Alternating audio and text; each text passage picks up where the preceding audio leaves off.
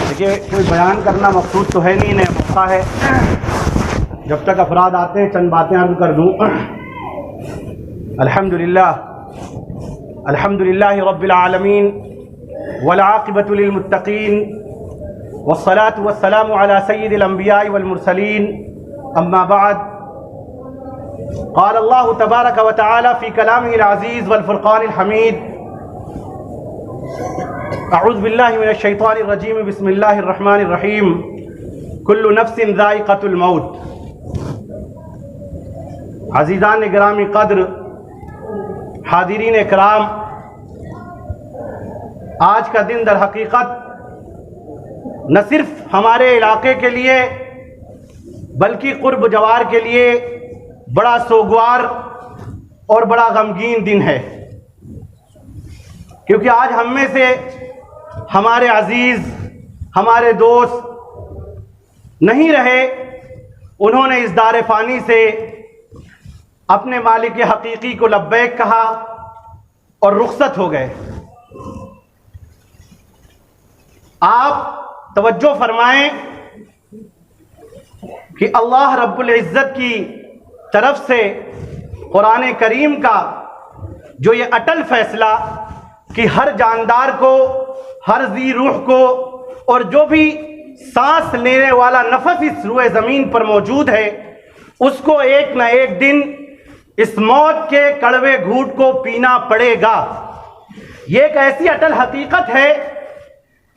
کہ اس کا انکار کرنے والا دنیا میں نہ کبھی رہا ہے، نہ ہے، اور نہ کبھی پایا جائے گا۔ یا للعجب،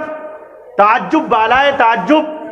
کہ اگر آپ غور کریں تو آپ کو معلوم ہوگا کہ اس دنیا کے پیدا کرنے والے، اس دنیا کے پالنہار، اس دنیا کے خالق حقیقی یعنی اللہ رب العزت کے منکر اور اللہ رب العزت کے وجود کو سرے سے نکارنے والے دنیا میں بے شمار موجود ہیں، لیکن موت کی حقیقت کا انکار کرنے والا اس روئے زمین پر کوئی پیدا نہیں ہوا۔ جو دنیا میں آیا ہے اسے جانا ہے۔ ہمارے عزیز، ہمارے مرحوم ہم سے پہلے جا چکے،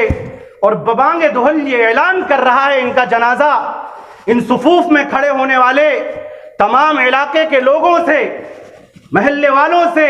قرب جوار والوں سے، اعزاء سے، اقربا سے، دوستوں سے، کہ سنو، میں پہلے جانے والا ہوں اور تمہیں بھی بعد میں ہمارے پیچھے آنا ہے۔ اور اس کی تائید ہم سب قبرستان میں جا کر کے خود کرتے ہیں۔ ہم یہ دعا پڑھتے ہیں، السلام علیکم یا اہل القبور یغفر اللہ لنا ولکم انتم لنا سلف ونحن بالاثر۔ اے قبر والوں، تم پر اللہ کی سلامتی اور رحمت ہو، اور اللہ تمہاری بھی مغفرت کرے، ہماری مغفرت کرے۔ بس فرق ہم میں اور تم میں یہ ہے کہ تم ہم سے پہلے جانے والے ہو اور ہم تمہارے بعد آنے والے ہیں۔ عربی دا طبقہ یہاا پر موجود ہوگا، کیونکہ مدرسہ ہے، وہ جانتے ہیں کہ اثر کا لفظ خطوہ بالخطوہ آتا ہے، یعنی نقش قدم پہ چلنے کو کہتے ہیں، یعنی ایک صاحب پہلے پہنچ چکے ہیں اور اس کے بعد فوراً جانے والے لوگوں کو کہا جاتا ہے۔ یعنی اس دعا کے اندر بھی نبی کریم صلی اللہ علیہ وسلم نے ہم سب کو یہ سکھایا ہے کہ اپنی زندگیوں کو اتنا نہ سمجھو کہ آپ اس دنیا کے اندر پڑے ہی رہو گے، بلکہ تمہاری زندگی اس جانے والے اور ان اہل قبر والوں سے صرف اتنی ہے کہ ایک خطوہ، ایک قدم کا فاصلہ ہے دونوں زندگیوں کے درمیان۔ دنیا سے روز کوئی نہ کوئی جاتا ہے اور اس کے اثرات ہمارے دل پر بھی پڑتے ہیں، لیکن یہ صاحب، یہ عزیز جو ہمارے آج رخصت ہوئے ہیں، پورے علاقے کے لوگوں پر اس کا اثر ہوا ہے۔ بطور خاص مجھ پر ایسا اثر ہوا ہے کہ میری آنکھوں کے سامنے یہ حادثہ ہوا ہے۔ اور 2 سال قبل میرے والد محترم حضرت اقدس مفتی نذیر احمد صاحب نور اللہ مرقدہ کا کچھ سانحہ ارتحال اسی طرح تھا، ہر ایک زبان پر یہ تھا کہ مفتی صاحب کی یاد تازہ ہو گئی۔ تو جو اثر میرے اوپر ہوا میں اس کو بیان نہیں کر سکتا ہوں، لیکن ہم سب انسان ہیں، ہم کو ان کی رخصتی سے سبق لینا چاہیے، اور دنیا کی چپقلش میں پڑنے والے اور دنیا کی رنگینیوں کو اپنے اندر سمیٹنے والوں کو یہ دیکھنا چاہیے کہ کس طرح سے لوگ دنیا سے رخصت ہو رہے ہیں۔ ہم نے اپنے اعمال کی درستگی کرنا ہے، کیونکہ یہ جنازہ بتلا رہا ہے ان الدنیا دار الفنا، ان الدنیا دار الغرور، ان الدنیا دار العمل، کہ دنیا فنا ہونے والی ہے، دنیا دھوکے کا سامان ہے، اور دنیا یہ عمل یعنی اچھے عمل کر کے اللہ کے سامنے جانے والی ہے۔ ایک منٹ اور میں آگے سب لوگ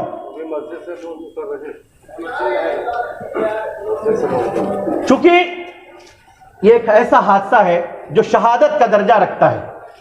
یہ تمام محبین کے لیے، ان سے تعلق رکھنے والوں کے لیے اللہ رب العزت نے سیدنا محمد الرسول اللہ صلی اللہ علیہ وسلم کی زبانی ایک پیشن گوئی 1400 سال پہلے ہم لوگوں کے لیے دی تھی، اور رسول اللہ صلی اللہ علیہ وسلم نے فرمایا تھا کہ اگرچہ روایات مختلف ہیں اور اس کے مطمح نظر بھی مختلف ہیں، لیکن اس کے شواہد اور شرائع حدیث نے جو اس کا ماخذ نکالا ہے کہ جمعہ کے دن جو بھی یا جمعہ کی رات میں جو بھی اس دنیا سے رخصت ہوگا، اللہ رب العزت اس کے قبر کے فتنوں سے محفوظ فرما لیں گے۔ دوسری یہ چیز، شہید دو طرح کے ہوتے ہیں، ایک شہید حقیقی اور ایک شہید حکمی۔ شہید حقیقی ہے جن کے بارے میں قرآن نے فرمایا ہے بل احیاء ولکن لا تشعرون، کہ تم ان کو مردہ نہ سمجھو، وہ زندہ ہیں اور تم ان کو سمجھ نہیں پاؤ گے۔ وہ لوگ ہیں جو اللہ کے راستے میں جہاد فی سبیل اللہ میں اپنی جانوں کا نذرانہ پیش کرتے ہیں۔ اور 4 ایسے شہید اللہ رب العزت کے نبی نے بتائے تھے کہ وہ لوگ جو کسی بڑی بیماری سے تکلیف پا کر، وجع البطن پیٹ کے درد میں ہو کر کے، یا استدامہ ٹکر اور غرق ڈوب جانے سے، یا یہ جو ایکسیڈنٹ کا حادثہ ہوتا ہے اس میں جو لوگ دنیا سے جاتے ہیں، اللہ رب العزت وہ شہید کا مرتبہ تو نہیں عطا کرتے ہیں، لیکن شہید حکمی کا درجہ اللہ رب العزت ان کو عطا فرماتے ہیں۔ تو ہمارے لیے ایک امید کی کرن اللہ رب العزت کی طرف سے اس بھائی کے جانے کے لیے ہے کہ اللہ رب العزت نے شہید کا درجہ نصیب فرمایا ہے۔ جو ایک بات اہم اور یہ بھی ہے کہ رسول اللہ صلی اللہ علیہ وسلم نے فرمایا کہ جو شخص مسجد کے لیے وضو کر کے تیار ہو کر کے جاتا ہے، بڑی فضیلتیں آئی ہیں اس کی، لیکن صرف ایک فضیلت میں بیان کرتا ہوں کہ ہر قدم پر اس کو ایک نیکی ملتی ہے، اور ہر قدم پر اللہ رب العزت اس کے ایک گناہ مٹا دیتے ہیں۔ یہ بھائی اپنے گھر سے، جیسا کہ میں نے سنا ہے، اپنے گھر واقعتاً ہر مومن تیار ہو کر کے جمعہ کے دن جاتا تھا۔ ان کا یہ منصوبہ تھا کہ پہلے جا کر کے نماز پڑھیں گے شہر بارہ بنکی میں، اور اس کے بعد اپنے کام سے جہاں اسٹور وغیرہ جانا ہے وہاں پر جائیں گے۔ تو ان کی نیت نماز پڑھنے کی بھی تھی۔ اللہ رب العزت ان کے ہر قدم پر ان کے گناہ معاف فرما رہے تھے اور ان کو نیکیاں دے رہے تھے۔ ہم سب کو بھی ان کے جنازے سے عبرت حاصل کرنی چاہیے اور اپنے گریبان میں جھانک کر کے دیکھنا چاہیے۔ اللہ تبارک و تعالی ہم سب کو کہنے سننے سے زیادہ عمل کی توفیق عطا فرمائے، مرحوم کو اپنی جوار رحمت میں جگہ عطا فرمائے۔ آگے سب لوگ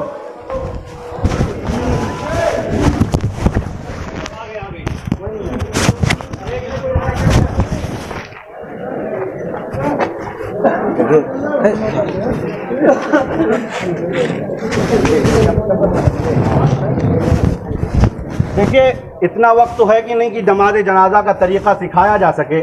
لیکن اہم بات یہ ہے کہ نماز جنازہ میں 2 فرض ہیں،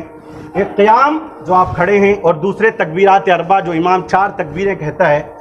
امام تیز کہے گا، آپ آہستہ کہیں گے اور امام کی اقتداء کریں گے، انشاءاللہ فرضیت ادا ہو جائے گی۔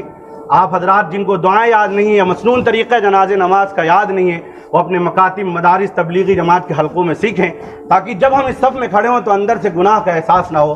پہلی جو تکبیر ہوگی، اس کے بعد آپ جو نماز میں ثنا پڑھتے ہیں وہ بھی پڑھ سکتے ہیں، اور جو جل ثناؤ کا کے زوائد کے ساتھ جن کو یاد ہے وہ ثنا اس طرح پڑھ لیں۔ دوسری تکبیر کے بعد وہی درود پڑھ لیں جو نماز میں پڑھتے ہیں، اور تیسری تکبیر میں دعا میت کے لیے کی جاتی ہے وہ دعا پڑھ لیں، اور چوتھی تکبیر میں کے بعد امام سلام پھیرے گا، آپ بھی سلام پھیریں گے۔